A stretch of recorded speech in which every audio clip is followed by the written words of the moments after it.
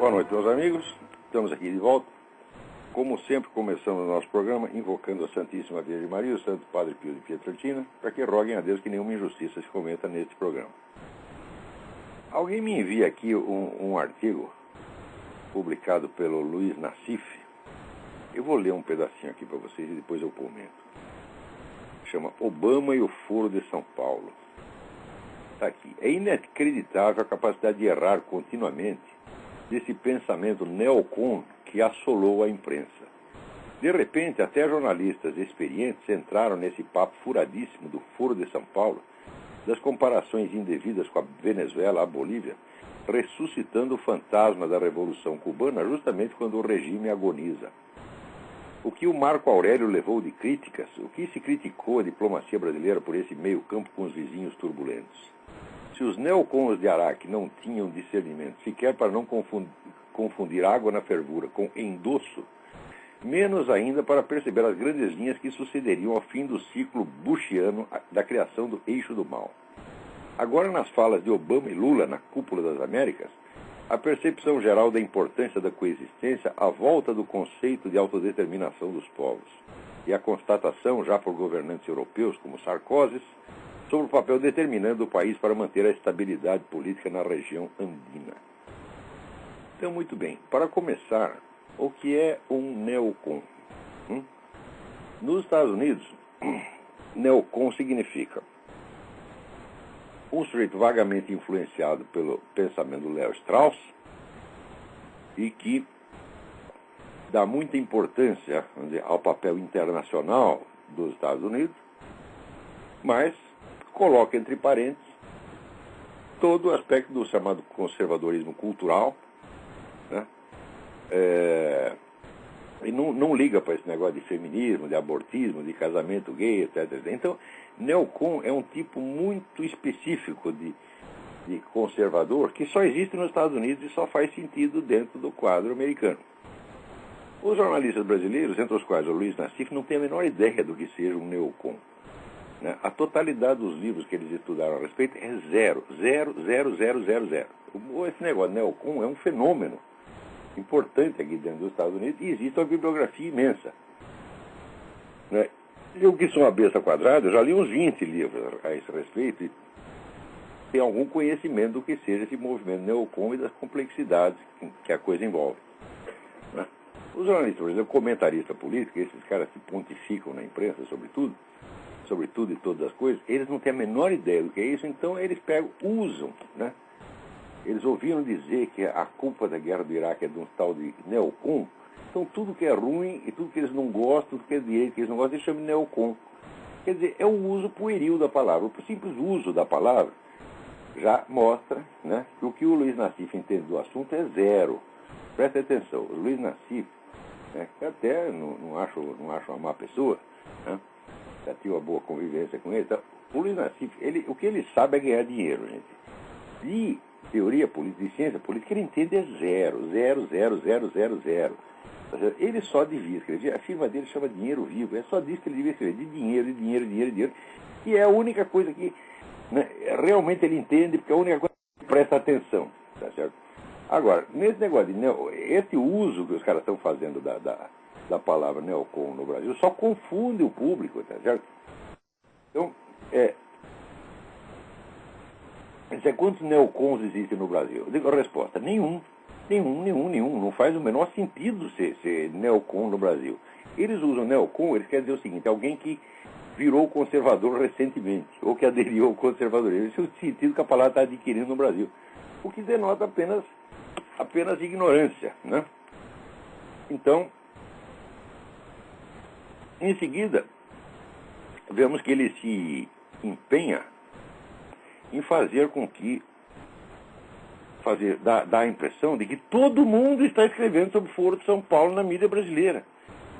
Não é que você, pelo tom desse artigo, dá a impressão que tudo quanto é jornal tem, né, 10, 20 artigos sobre Foro de São Paulo, todo mundo denunciando o Foro de São Paulo. Quando isso é exatamente o contrário. Quer dizer, mesmo depois que se rompeu o muro de silêncio que esses caras mantiveram durante 16 anos, e mantiveram para colaborar com o Foro de São Paulo, não foi por engano só, não foi por mau jornalismo, foi por vigarice.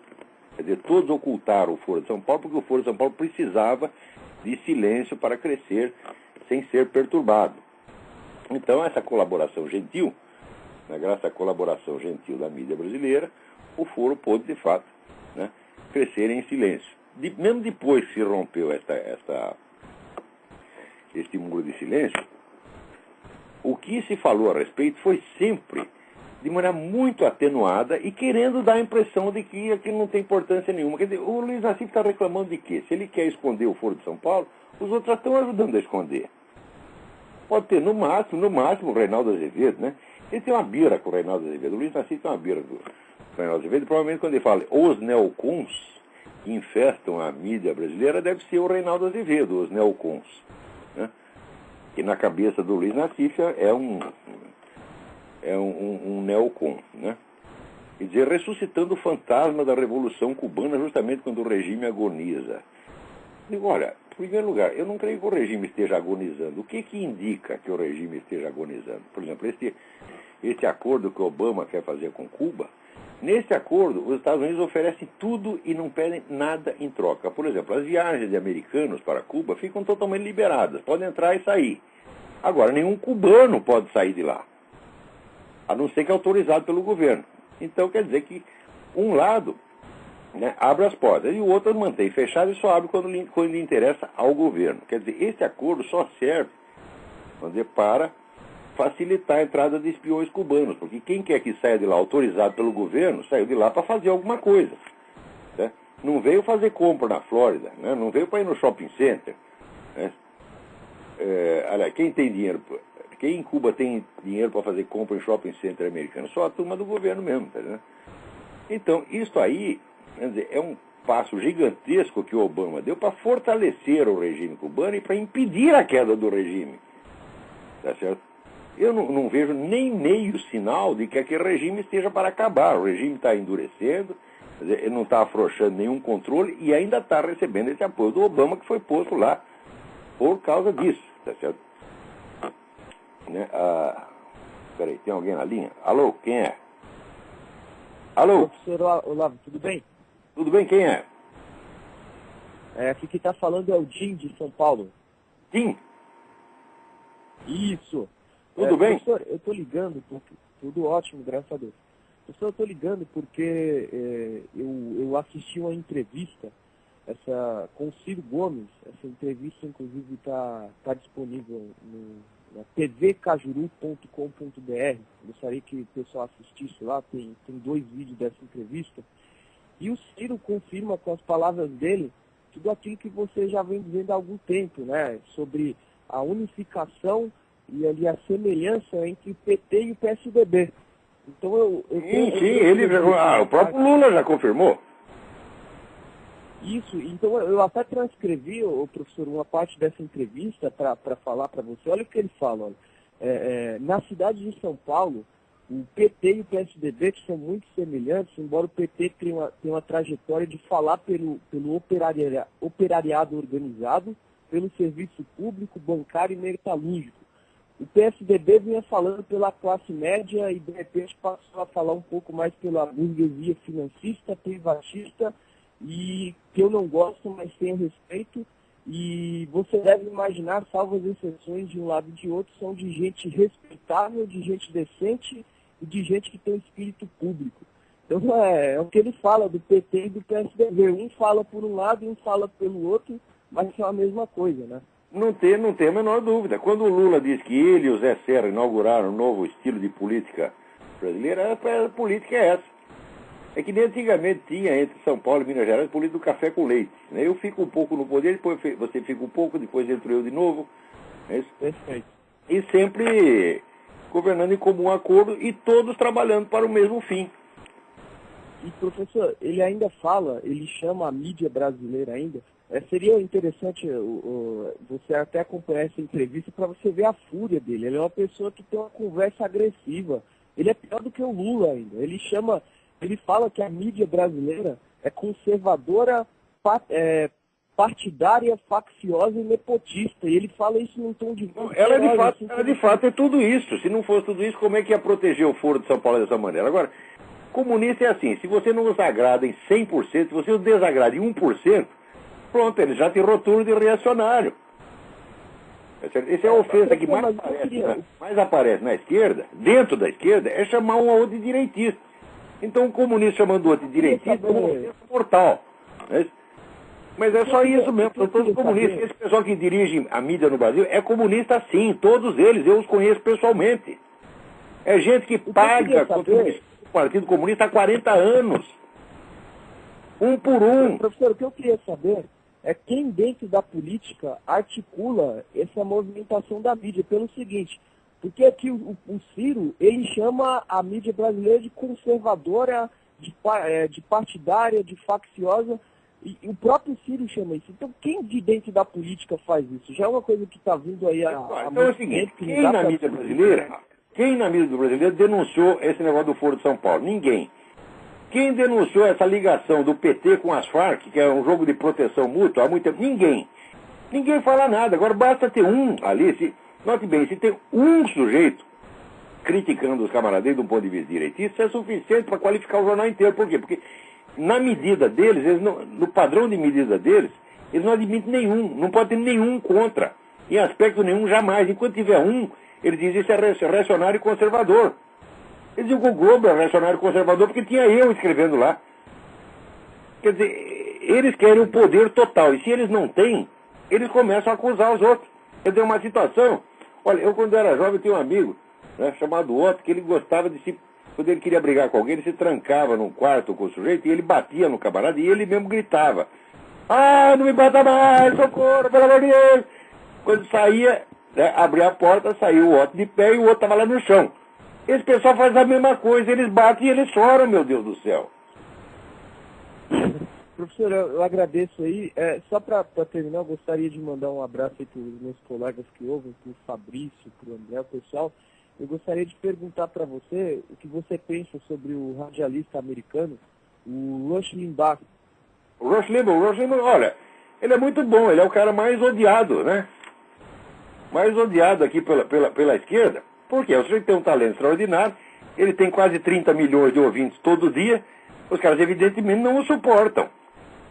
Quer dizer, não é um cara perfeito. Por exemplo, ele bobeou muito nesse caso dos documentos do Obama, né? Ele levou meses para começar a entender que ali havia alguma notícia de fato, né? Quer dizer, o cara também não é nenhum gênio, tá entendendo? Não é um radialista bom, né?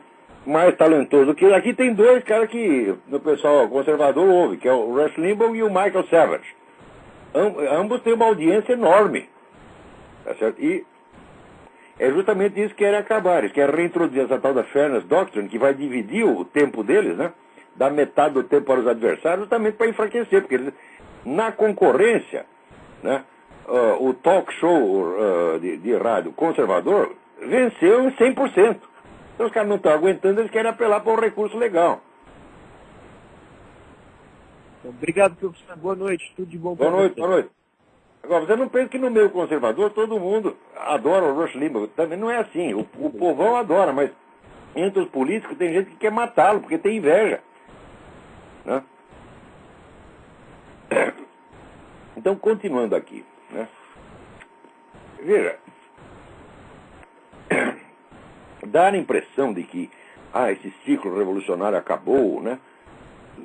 Isso aí é se fazer de morto para saltar o coveiro. Porque, olha, um movimento que, em menos de uma década, conseguiu conquistar o poder em 14 países da América Latina, não é um nada. Né? Agora, o Luiz Nassif, veja, o pessoal do Foro de São Paulo, quando eles falam para dentro, falam para o seu próprio circo, eles contam tudo o que estão fazendo.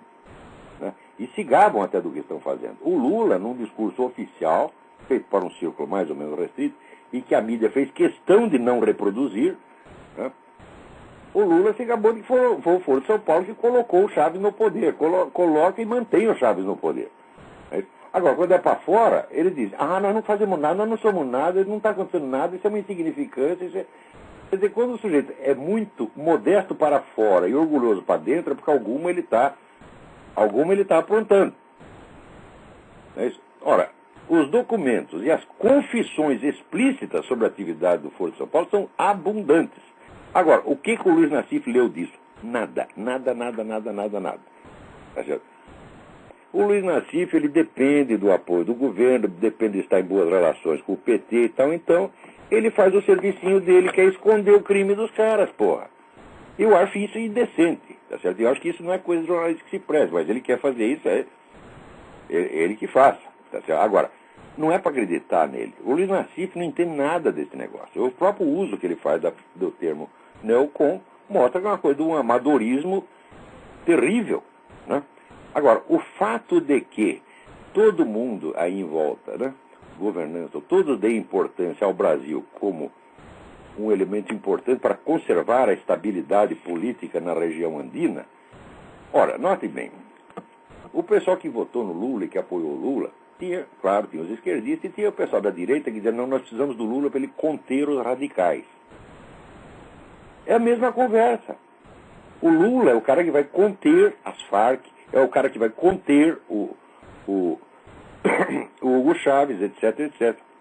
Quer dizer, ele tem essa pose de que é um sujeito moderado, ele é muito diferente do Hugo Chávez, mas é apenas uma diferença de estilo, porque, na verdade, ele é o autor das ações do Hugo Chávez, ele é o mentor do Hugo Chávez.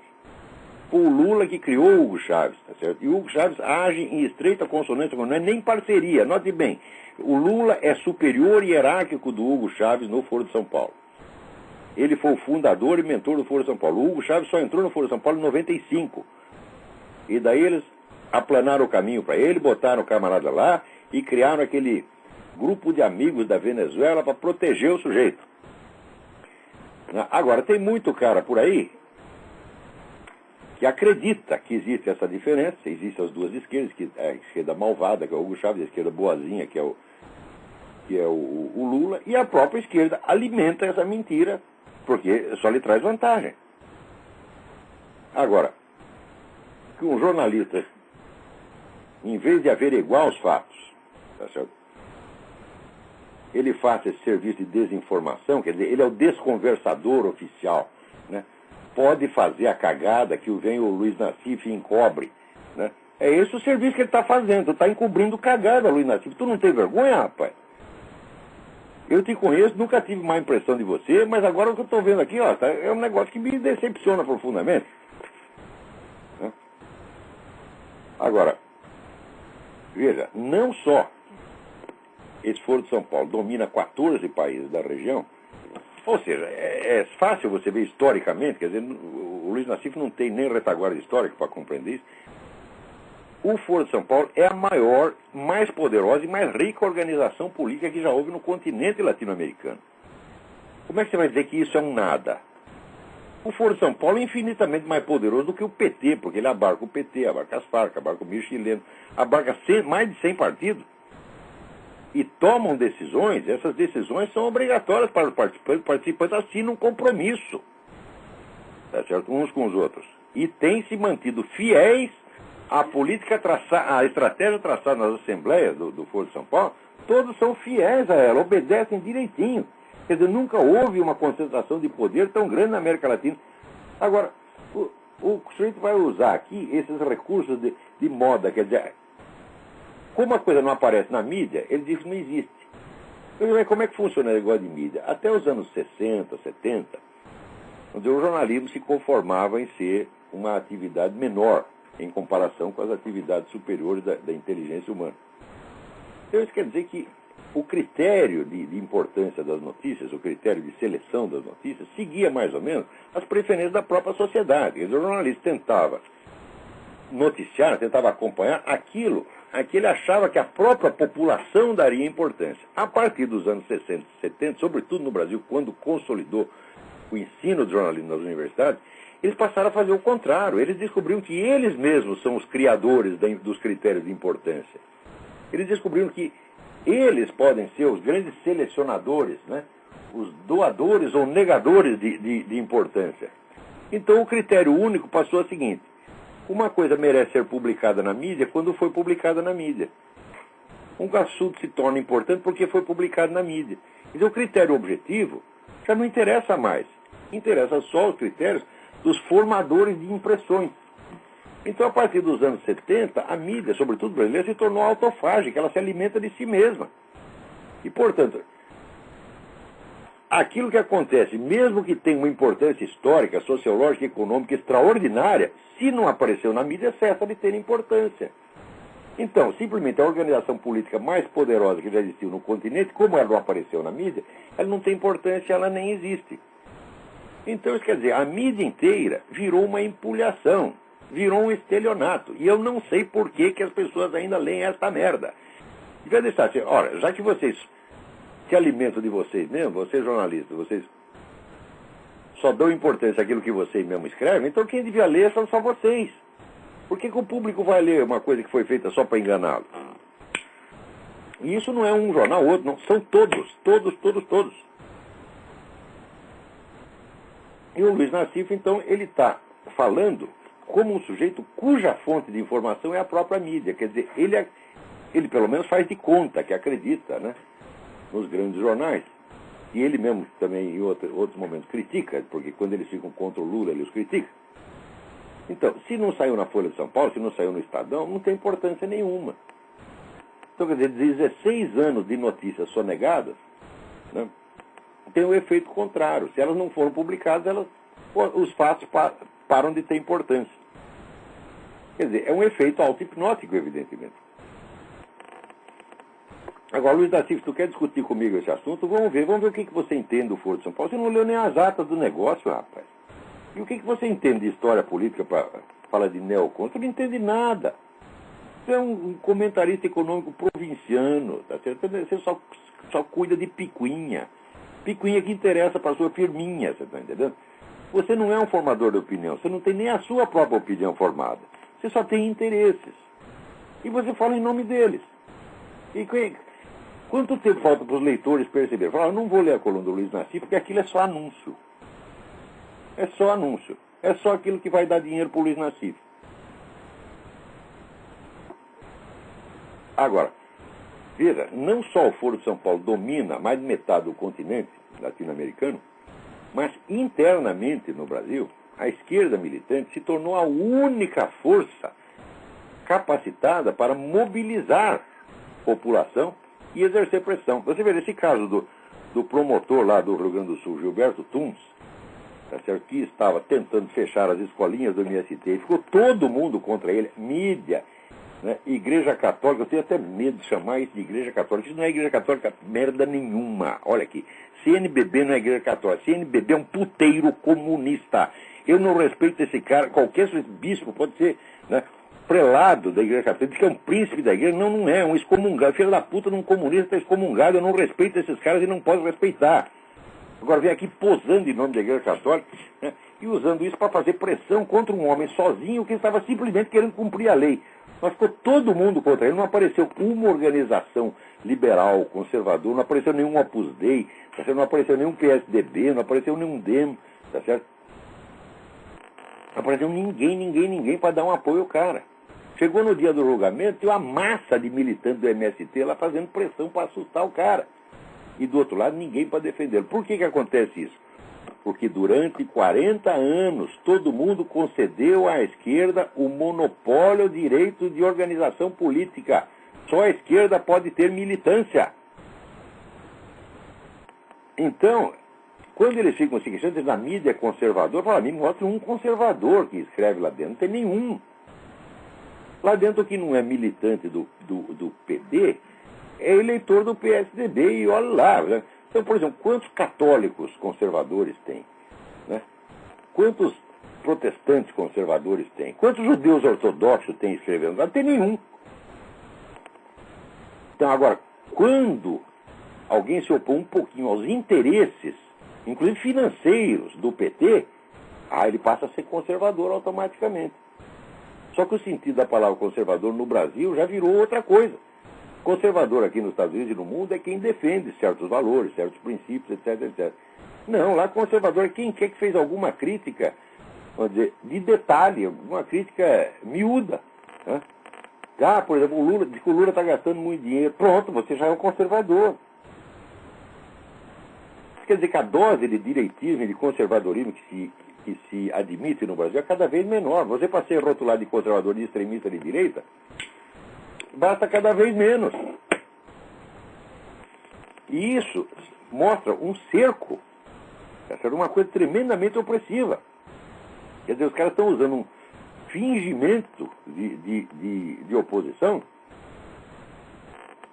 para dizer que eles, coitadinhos, estão sendo perseguidos pela mídia. Eu digo, como você pode ser perseguido pela mídia se a mídia inteira no Brasil depende de dinheiro do governo?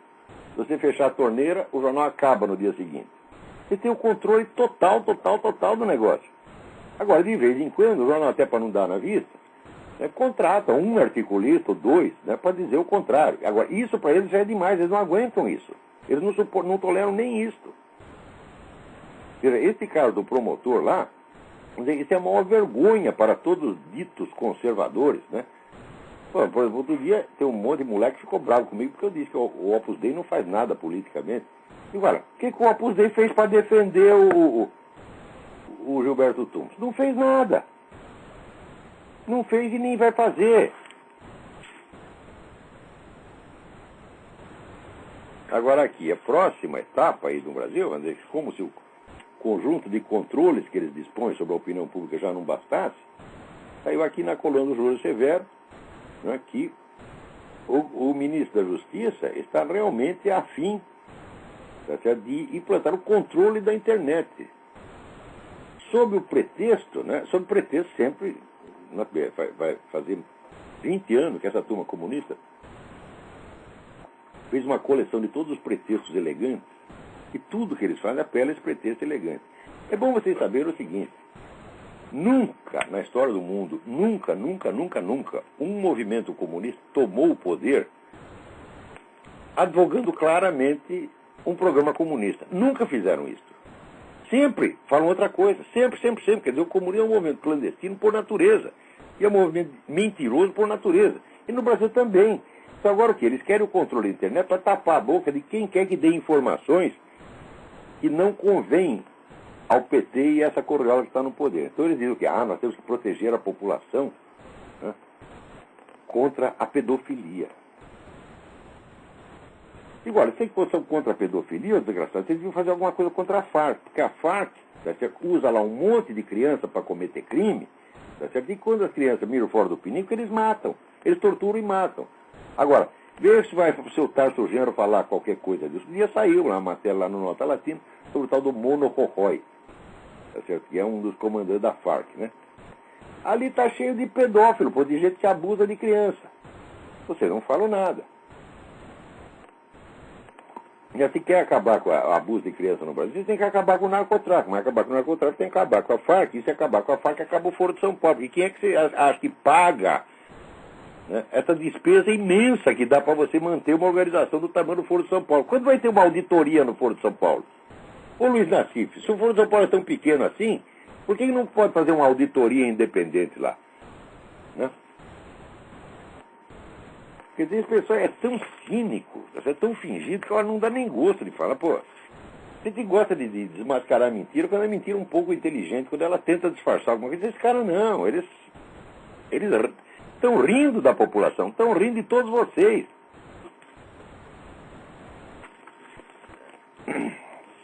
Agora, porque aqui o pessoal está tentando fazer a mesma coisa, mas aqui demora muito mais, porque o pessoal está acostumado. A grande diferença entre os Estados Unidos e o Brasil é o seguinte: é que o Brasil nunca teve um corpo de leis que refletisse uma tradição de senso comum, né? Refletisse um consenso da população. As leis aí sempre foram inventadas, tá certo, por técnicos que querem usar o Estado como um instrumento de mudança social. Quer dizer, o Estado, as leis, não expressam o que a população é, mas aquilo que o político acha que a população deveria ser.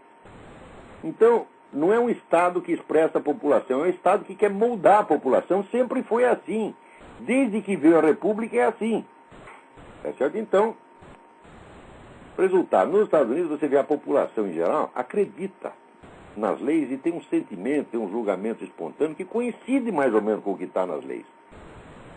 Nos últimos 20 anos a coisa vem mudando, porque estão cada vez mais usando a lei como instrumento de mudança social. A lei como instrumento de mudança social corrompe a população. Por quê? Porque quebra a harmonia entre o sentimento popular e a obrigação imposta pela lei. Então, resultado, o pessoal não acredita mais na lei. Cumpre como uma imposição externa. E ele obedece, mas não respeita, que já é a norma no Brasil. No Brasil sempre foi assim. No Brasil, no máximo, você obedece à lei porque tem medo da polícia, mas respeitar e acreditar que aquilo é certo, mas ninguém liga para isso. O pessoal ri das leis no Brasil. O próprio legislador ri. Né? Já no tempo do Getúlio Vargas, quando o Getúlio Vargas um dia chamou Chico Campos, que era um ministro da Justiça, falou, baixa essa lei lá, assim, assim, assim. Daí o ministro falou, mas, excelência, já existe uma lei sobre esse assunto. E falou, não, põe essa aí porque a outra não pegou. Quer dizer, ele baixou uma lei, mas ninguém acreditou que era lei. Né? No Brasil é assim também. Né? Nos Estados Unidos o pessoal sabe a Constituição de cor. No Brasil, nos Estados Unidos o pessoal sabe a Constituição de cor e respeita aquilo. Tá certo? No Brasil, que tem uma Constituição por semana, o pessoal limpa a Buda com a Constituição, porra. Sabe que a Constituição é uma palhaçada. Agora, o político, ele faz aquela afetação de respeito que ele também não respeita. Então virou tudo uma pantomima. Esse é o problema no Brasil, tá vendo? As leis são uma palhaçada, tá certo? Às vezes uma palhaçada opressiva, perigosa, sangrenta, tá certo? Agora, aqui nos Estados Unidos estão também tentando cada vez mais transformar o Estado em agente de transformação social. Então, o Estado começa a baixar leis que ninguém aprova, que ninguém na população quer, mas que eles querem forçar a população a mudar de mentalidade. Como, por exemplo, agora tem essa lei dos hate crimes, dos crimes de ódio. Né? Aqui nos Estados Unidos, 50% da população vai ao culto protestante ou católico no domingo. 50%. É uma das taxas mais altas do mundo, se não a mais alta. Isso aqui é uma população profundamente cristã e profundamente conservadora. Tá certo? As eleições nem sempre refletem isso, porque nem 40% do eleitorado chega a votar. Tá certo? Quer dizer, só vota quem quer. Né? Agora, as leis dos hate crimes é o seguinte, se um pastor no púlpito ele citar um versículo da Bíblia que fala contra o homossexualismo, ele vai pra cana. É esse o objetivo. Né? O objetivo não pode ser proteger os gays, porque os gays não estão correndo perigo nem nos Estados Unidos e muito menos no Brasil. Né? Outro dia saiu aí mais uma notícia, né? Assassinatos de gays duplicam, né? Eles passaram aqui de, sei lá, de 50 por ano a 100 por ano, num país que tem 50 mil homicídios por ano. Quer dizer, a taxa de homossexuais mortos por crime de ódio é ridícula no Brasil, é ridícula, comparado com a totalidade da violência aí, isso é um nada.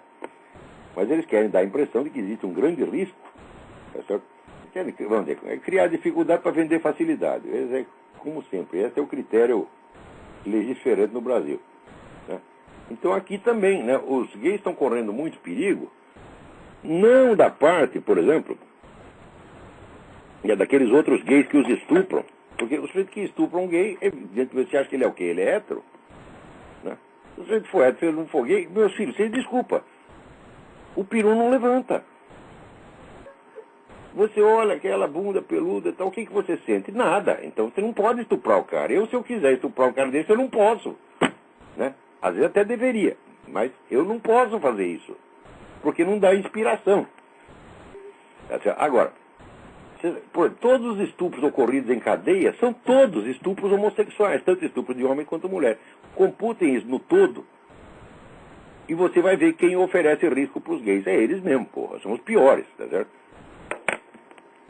Me mostra aí um sujeito heterossexual que estuprou outro na cadeia. Não é impossível. Peraí, tem alguém no telefone. Alô, quem é? Alô? Alô? Não, isso não é uma opinião, isso é um peido. Liga aí. Eu não sei se você falou isso, se pensou isso ou se foi um problema do telefone. Eu espero que seja do telefone. Então agora aqui também, no Texas tem lá um deputado lá propondo uma lei que vai ser a reeducação obrigatória da população para acostumá-los com os transgêneros. Né? Quer dizer, por exemplo, hoje se chega lá, né, um sujeito barbado, do lado do outro barbado, né, com um sutiã, é difícil você conter o riso. Você me desculpe, mas tem certas pessoas que, quando elas tentam parecer mulheres, elas ficam de uma macheza extraordinária. Um dia, aqui eu vi um sujeito de 2 metros de altura, loirão assim, né? Parecia um viking, né? Com um vestido tubinho e um tênis cor-de-rosa. Eu nunca vi um sujeito mais macho na minha vida, tá entendendo? É um show de macheza, um negócio incrível. Então, se aparecesse aquele sujeito junto com o seu marido na minha casa, eu sou um sujeito educado, eu não ia humilhar o cara, mas eu ia ter que sair para ir lá fora, tá entendendo? Agora, a população tem que ser reeducada, tem que ter a reeducação de sensibilidade. Você tem que achar, né, que ali é um casalzinho como qualquer outro, tá certo? Ora, a reeducação de sensibilidade, não há nenhum lugar do mundo onde o sujeito confunda, né, os olhos humanos confundam um casal de homem e mulher com um casal de 2 homens. Não é possível você sentir a mesma coisa, mas daí a lei vai tornar obrigatório você sentir.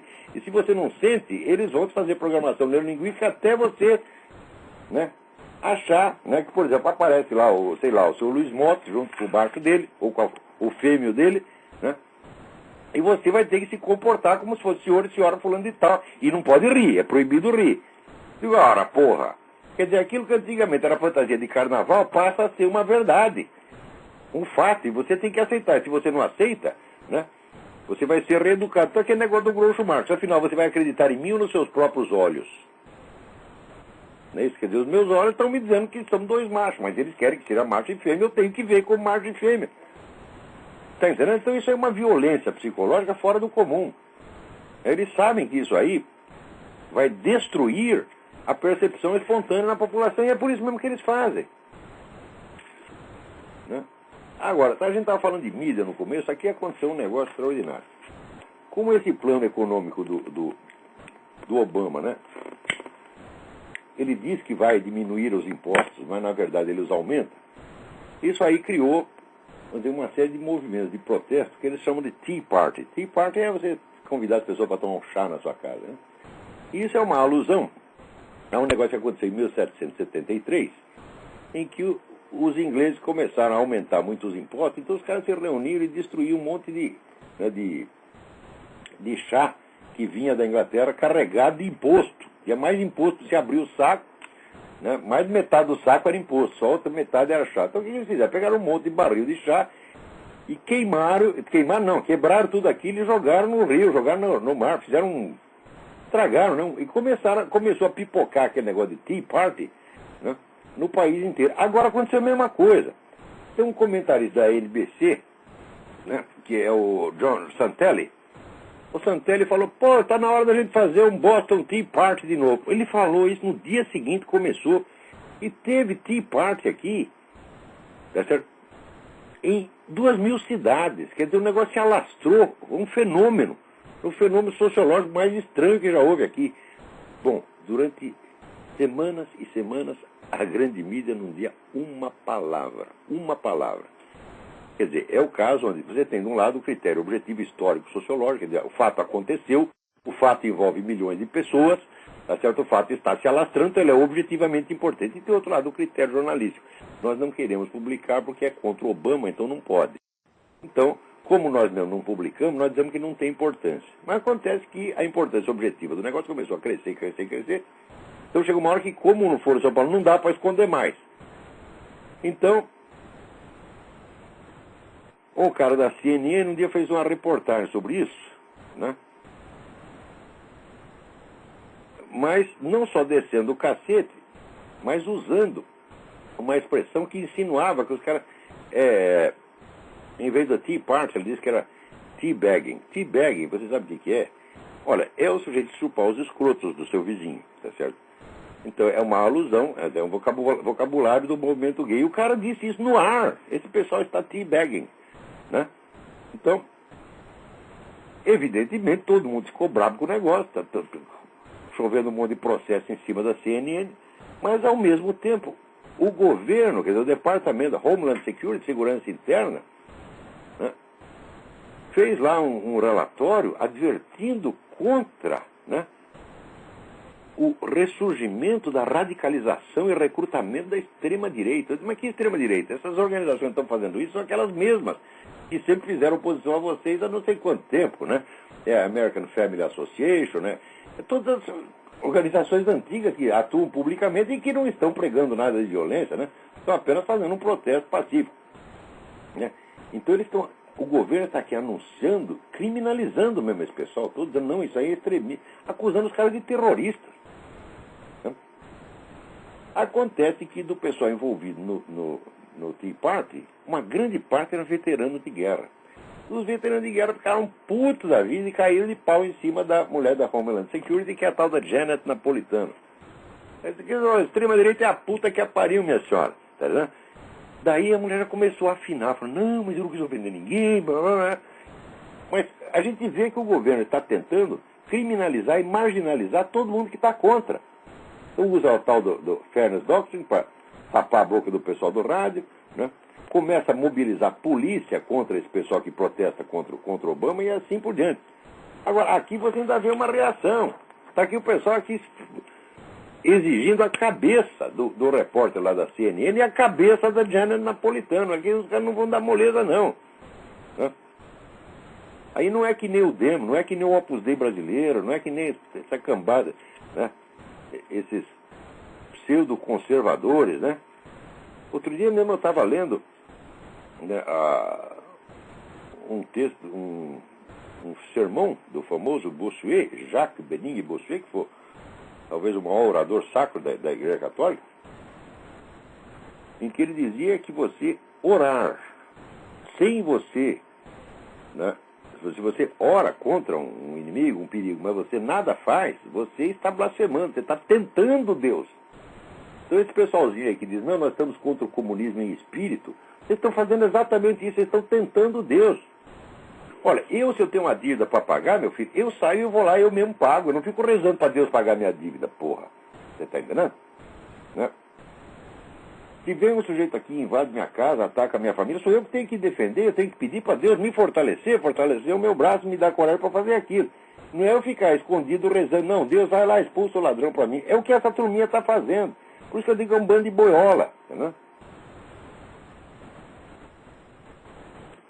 Agora, até esqueci aqui, puta vida, assim, um e-mail interessante, porque um dia comentando aquele negócio do Papa, que falou que as camisinhas não funcionam, eu peguei aqui uma entrevista de um sujeito, um pesquisador americano, que diz, olha, o Papa, vocês estão reclamando, mas o Papa disse, o que ele disse é certo, quer dizer, pelas pesquisas, resultados das pesquisas que nós temos, né, a camisinha não protege grande coisa, não. Daí eu escrevi isso aí, né? No dia seguinte, um sujeito, um camisólogo, um cara que na casa dele deve ter um altar com uma camisinha, né? Ele pede proteção à camisinha todo dia, talvez entre dentro da camisinha, né? Que nem no filme Corra, que a polícia veio aí, que tinha que vestir a camisinha, os dois, cada um entrou dentro de uma camisinha. Então, o sujeito me escreveu, falou, você é um canalha, você não é um filósofo, coisa nenhuma. Bom, eu de cara a gente tem que rir, porque... Vamos supor que o que eu escrevi estivesse 100% errado. 100% errado. Eu esqueci o nome do sujeito, né? Até prometi que ia dar o nome e o endereço de e-mail dele. Daí ele escreveu mais puto ainda, dizendo, não, eu só não te processo porque... Ele inventou uma coisa. Esqueci o seu nome agora, mas vocês sabem o que eu estou falando. Você não me processa, ô viadinho, porque a lei brasileira assegura ao destinatário da carta o direito de divulgá-la como ele quiser, a não ser que haja nela um pedido expresso de sigilo, coisa que não havia. Então eu vou, ainda não esqueci de imprimir a sua porra, a sua carta aqui, mas eu vou ler e vou dar seu endereço de e-mail sim, para que as pessoas enchem a sua caixa postal de besteira como você enche a minha. Você pensa que a minha caixa postal é pinico, tá certo? Então ele para provar que eu sou um canalha, né, ele me mostra uma outra entrevista do mesmo cidadão, dada depois no Washington Post, onde ele reconhece, não, a camisinha pode ser até um backup prevention. Quer dizer, primeiro você tenta a abstinência, depois você tenta reduzir o número de parceiros, mas por precaução no fim você põe a camisinha também. Quer dizer, então é claro que ele está dizendo que a camisinha em si não protege, mas ela pode até ajudar, vamos dizer, por lei das probabilidades. Isso é o máximo que o sujeito concedeu. E o cara diz para mim, tá vendo, você é um impurador, você é um canalha, porque você diz que a camisinha não protege, o cara reconhece que ela pode ajudar. Fala, quer dizer, é uma discussão tão mesquinha e tão idiota, né, que nem deveria responder, mas eu achei engraçado. É o sujeito, de repente, ele com base nisso, ele diz, você não é um filósofo, coisa nenhuma. Você imagina se o que escrevi estivesse 100% errado. Quer dizer, uma frase que o sujeito escreveu sobre camisinha, né, supondo que estivesse errada, impugna uma obra inteira de filósofos de mais de 40 mil páginas. Quer dizer, só na cabeça de brasileiros isso pode acontecer. Porque ó, na obra de Aristóteles há mais erros factuais do que há na minha própria obra. E nunca, jamais ninguém pensou, falou, não, Aristóteles não é filósofo, porque ele diz que as mulheres têm mais dentes do que os homens, ele não é um filósofo. Só na cabeça de um brasileiro, uma cabecinha de merda, tá entendendo? E um dia eu estava pensando, não, aí no Brasil não precisa ir lá, não adianta mais falar, tem que ir lá com blackjack. Blackjack é um negocinho aqui de um porrete de couro com um toco de chumbo dentro, e lá quebrar as cabeças. Mas não pode quebrar as cabeças, você não pode levar só o blackjack, porque a cabeça está tudo cheia de merda, então você tem que levar um blackjack e o papel higiênico, entendeu? Senão o negócio fica ruim. Então, né, mas daí o rapaz diz que eu sou um canalha porque eu disse que as camisinhas não protegem, elas de fato não protegem, mas ninguém, claro que elas podem ajudar por simples lei das probabilidades. Né? Se todo o seu problema é esse, você quer, né, não pode falar mal das camisinhas, você tem que reconhecer que para algumas coisas elas servem. Eu digo, bom, ela serve, se ela não fizer bem para você, pelo menos faz bem para o fabricante. Né? Que nem aquele negócio, Dudu, né? Vá ao dentista 2 vezes por ano, se não fizer bem para você, fará bem para ele. Então, né, consulte seu médico de 3 em 3 meses. Se você não ganhar nada com isso, ele ganhará alguma coisa. Então, use camisinha. Se não fizer bem para você, fará bem a Johnson & Johnson, etc. Aqui, ó. O Michael Savage está processando a tal da Janet Napolitano por causa desse relatório em que ela está tentando enquadrar. Veja, a política do governo Obama é o seguinte: você pega os terroristas, o pessoal do Al-Qaeda, essa turma do Irã e tal, e alisa a cabeça deles, dá tudo o que eles querem, oferece vantagem, etc, etc. E, né, o pessoal americano conservador, não, criminaliza todo mundo, põe todo mundo na cadeia. Né? É incrível. Quer dizer, como é que tem que responder esse pessoal? Tem que discutir amavelmente? Não, tem que fazer que nem o Michael Savage está fazendo processo, a filha da puta. Claro.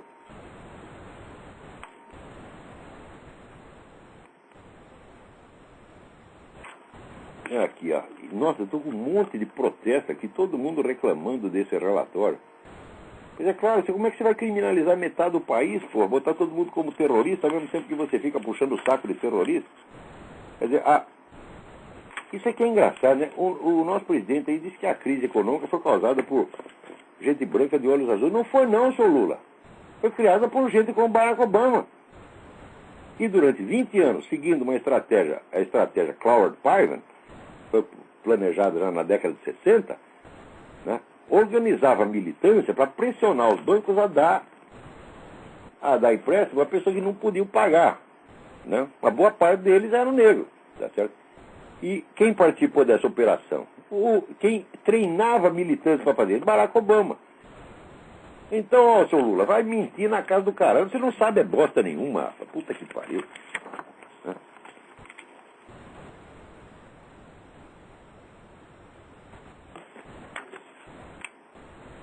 E assim vai. Olha, aqui saiu um negócio muito interessante. Olha, procurem isso aqui. http://investigatingobama.blogspot.com. Está cheio de material lá. E tem um artigo do Arnaud de Bourse-Grave, que é um belga, mas ele escreve em inglês aqui nos Estados Unidos, muito bom, sobre como a KGB foi espalhando agentes econômicos no mundo inteiro para criar a crise. Eu suponho que esses agentes fossem brancos de olhos azuis, porque é tudo russo, tá certo? E nesse ponto o Lula teria alguma razão.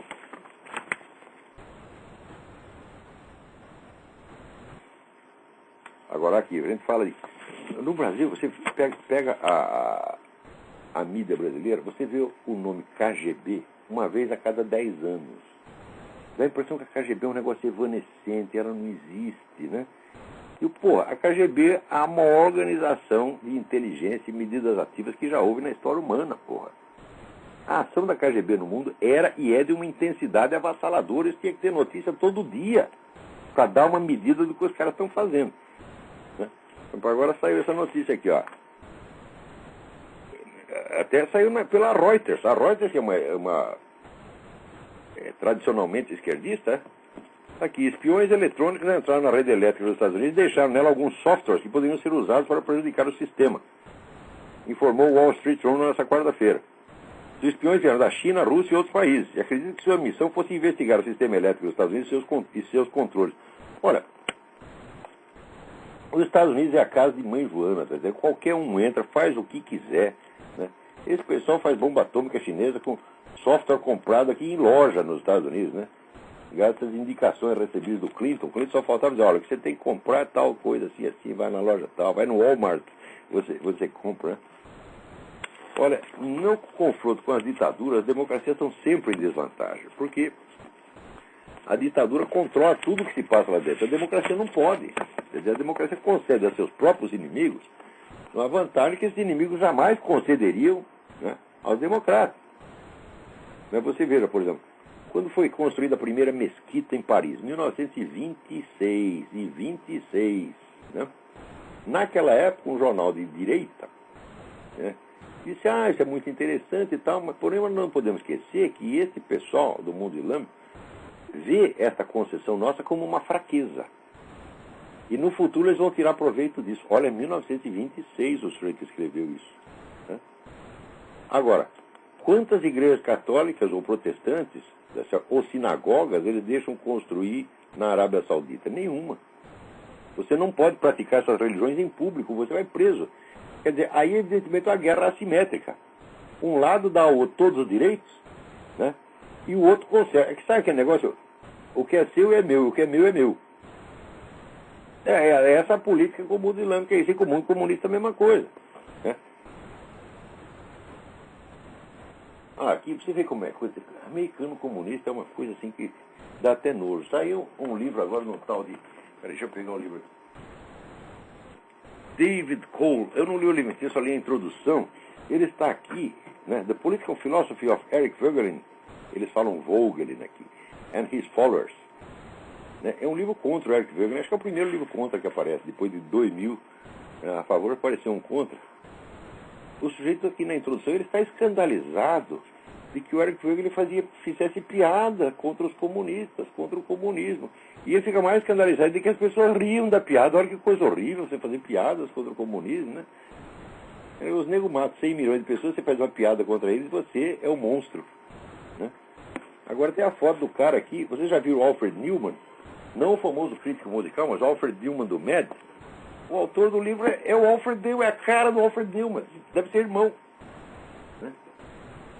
Então vem aí, David Cole, ainda ouvindo falar desse cara, quando eu acabar de ler o livro eu vou comentar aqui, né, com vocês. Agora, para você ver como é, né, as coisas que estão acontecendo aqui. Aqui eles montaram uma administração federal para fechar, e um sistema já para fechar os Estados Unidos, para acabar com os Estados Unidos de vez e passar a soberania toda para o governo mundial. Aqui uma corte de apelo federal proibiu a exploração de petróleo no alto mar, ali no Alasca. Não pode tirar uma gota de petróleo, você tem só que comprar petróleo do Hugo Chávez e dos árabes.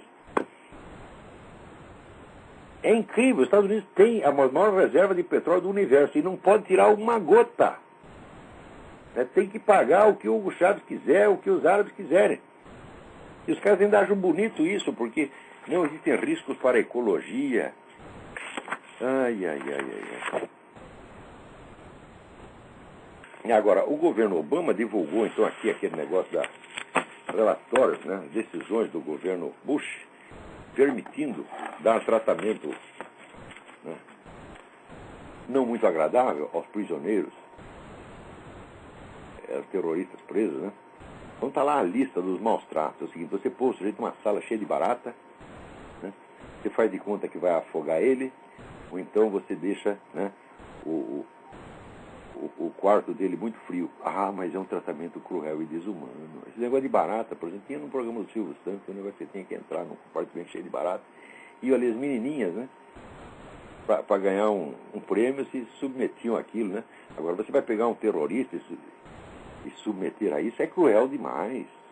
Isso aí, as menininhas podem aguentar uma coisa dessa, mas um terrorista, né, um guerrilheiro, um combatente, jamais, isso é de uma crueldade inaudita, né? Agora o pessoal começa a chamar isso de tortura, então dá a impressão que é a mesma coisa que os chineses fazem, que esse pessoal do radical islâmico está fazendo, né, que é cortar a orelha, cortar nariz, cortar a cabeça, cortar pé, você está entendendo? Dar choque elétrico no cu, é a mesma coisa. Aqui você vê o governo americano tão cruel que deixava os caras num quarto cheio de barata.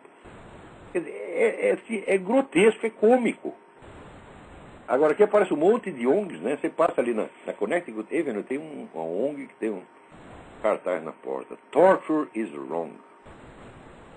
Eles nunca acharam que tortura é errado, né, quando é feito por chinês, por russo, por cubano, né, que é tortura para valer mesmo. Agora, se você deixa um guerrilheiro, um terrorista numa sala com barata, isso é desumano demais. Alô, quem é? Tem alguém na linha aí? Carvalho. Alô? Tudo bem? Alô, boa noite, tudo bem? Tudo bem? Professor Olavo de Carvalho? É ele mesmo. Tá me ouvindo? Estou perfeitamente. Olha, aqui é Álvaro, do Recife, né? Álvaro, tudo bem? Tudo bom, professor? Olha, eu só queria, na verdade, desculpe interromper a sua exposição, não é nenhuma pergunta, eu só queria agradecer o que o senhor tem feito pela educação, pela cultura brasileira e, sobretudo, pelo seu curso de filosofia online. Obrigado, obrigado. Porque eu já cansei de migrar para tudo que é suposta instituição de ensino, né? Para o senhor ter ideia, eu passei 1 mês e meio num seminário de teologia que só se ensinava Leonardo Boff, Frei Beto e Tutti Kant, né? E que só se falava... E que só se falava na crise da filosofia, na crise da teologia, e eu percebo que o seu curso é uma prova de que Deus não deixa tudo afundar, de que Deus sempre preserva alguma coisa, e através disso, ele conduz a esperança para a gente, entende? Eu queria agradecer muito pelo que o senhor tem feito nesse curso de filosofia, porque é a prova de que não existe crise de filosofia, que a filosofia está inteira no seu curso, tá certo? E eu tenho certeza que daqui a alguns anos o senhor vai favorecer a única renovação da classe intelectual que vai haver nesse país. Essa é a minha maior ambição, criar uma nova geração de intelectuais preparados, sólidos, honestos, sérios para valer. Porque senão a vida cultural no Brasil vai acabar. Então, a minha finalidade na vida é essa. Eu não vou deixar morrer completamente. Alguma coisa vai sobrar. E vai sobrar para o futuro. Daqui 20, 30 anos vocês vão ver essa molecada começar a publicar livro, ensinar e tal. Daí vocês vão ver o que eu fiz. O objetivo é esse mesmo, é salvar a cultura superior no Brasil. Que está aí governo, empresa, e mídia, e pessoal da direita, da esquerda, todo mundo ajudando a acabar. Não pode acabar. É só isso, professor. Que Deus te abençoe muito, viu? Que Deus te abençoe. O senhor está fazendo muito pelo Brasil, o senhor já tem um lugar no céu garantido, porque o que o senhor fez nos últimos 30 anos nesse país é algo inédito na cultura brasileira e sem paralelo em termos de filosofia. Eu creio que até no mundo, digamos assim, né? Eu sempre leio os seus apostilas, eu sempre fico impressionado, já faz uns 10 anos que eu leio o senhor. Eu converso com o senhor com o Ângelo Monteiro, que é um grande poeta nosso, um grande filósofo aqui de Pernambuco. Ele é um amigo meu, grande poeta, grande figura humana, maravilhoso. Adoro o Ângelo Monteiro. Uhum. Então, que Deus abençoe sua família, Roxane, Leila e bola pra frente, né, professor? Vamos tentar enfrentar aí esse comunismo no Brasil que vem para arrombar mesmo e não tem jeito agora. Mas é esperança e fé e que o senhor continue nos ajudando a estimular nossos insights de percepções filosóficas autênticas. É só isso. Um abraço. Muito obrigado, muito obrigado. Reze por nós. Sem dúvida. Então, olha, a gente está tentando fazer o melhor possível ali no www.seminariodefilosofia.org. Agora nós começamos esse curso que vai durar 5 anos. Por enquanto, as aulas são quinzenais, mas eu vou transformá-las em semanais assim que eu puder. Tá certo? As inscrições estão permanentemente abertas, porque quem entra depois pega as gravações das aulas anteriores e não vai perder nada. Né?